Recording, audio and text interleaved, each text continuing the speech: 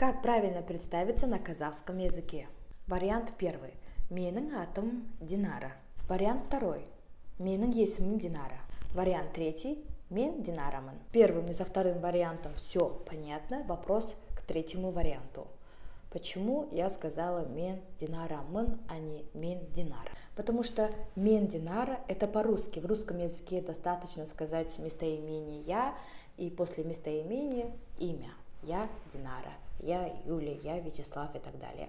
А в казахском языке этого недостаточно. Мы говорим и местоимение, после местоимения говорим имя, и к имени мы должны добавить суффикс. В казахском языке у каждого личного местоимения есть свои личные окончания. В данном случае местоимение мен. У местоимения мен есть 3 личных окончания. Это мэн-мен, бэн-бэн и пэн-пэн. В каких случаях добавляем мэн-мэн, в каких бэн-бэн, а в каких пэн-пэн?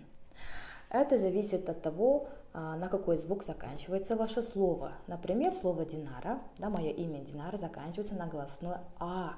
После всех гласных и после мягких согласных, это Л, М, Н, Н, Р и У, мы добавляем личное окончание мэн, мен. Бэн-бэн добавляем только в том случае, если слово заканчивается на З. Например, француз бэн, кыз бэн, азиз бэн.